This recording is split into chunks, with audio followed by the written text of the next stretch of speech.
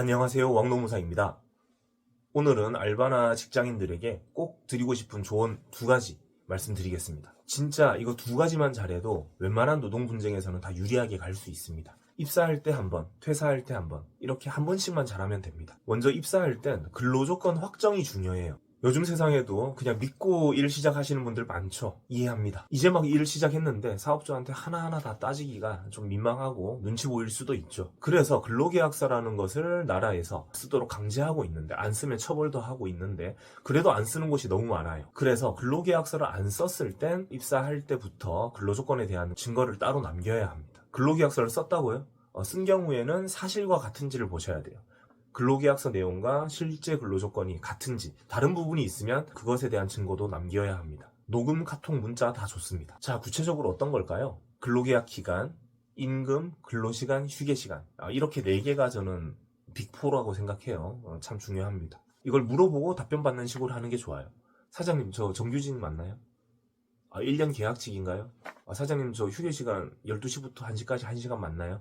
이런 식이죠. 이런 증거를 확보해두면 이게 다 나중에 피가 되고 살이 됩니다. 부당해고, 갱신기대권, 임금체불, 연차수당, 연장수당, 주휴수당, 이런 분쟁이 생겼을 때 다 유리하게 활용할 수 있습니다. 초장부터 못 믿고 들어가는 게 조금 미안하긴 하지만 저는 면접 때부터 녹음하는 걸 추천드려요. 당연히 걸리면 안 되겠죠. 걸리면 채용이 안 될 겁니다. 면접 볼 때부터 녹음을 하면 좋은 이유는 이 사장님이 착한 사장님일 수도 있지만 나쁜 놈일 수도 있잖아요. 방어용으로 해두고 사용할 일이 없으면 베스트.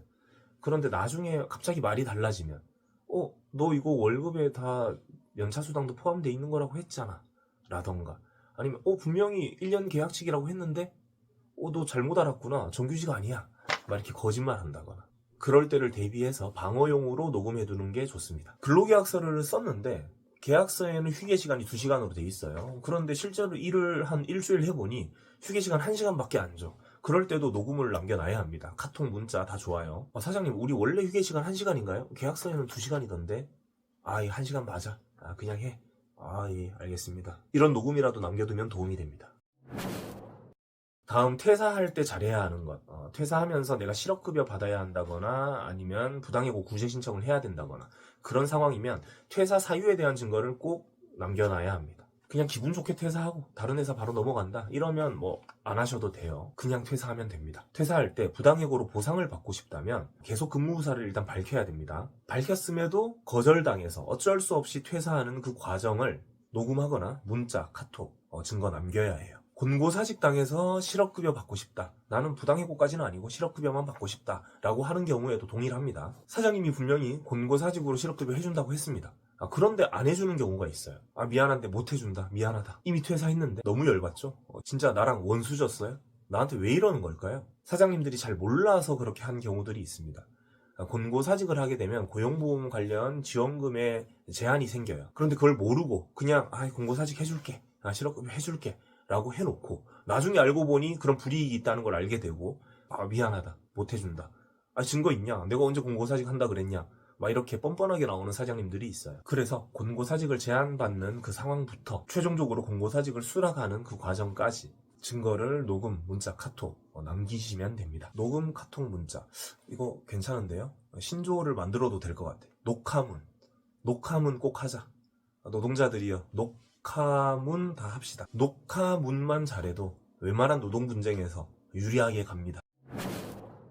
그리고 마지막으로 하나 더, 딱 2가지만 알려드린다고 했지만 또 하나 더 알려드리는 게 묘미가 있죠. 입사할 때, 퇴사할 때 하나씩만 잘하면 이제 남은 것은 서명만 조심하시면 됩니다. 송곳이라는 드라마를 보면 이런 대사가 나와요. 회사가 사인하라는 것은 무조건 우리한테 불리한 거다. 그렇습니다. 유리한 것은 굳이 서명할 필요 없어요. 연봉 올려준대요. 연봉계약서 서명하래.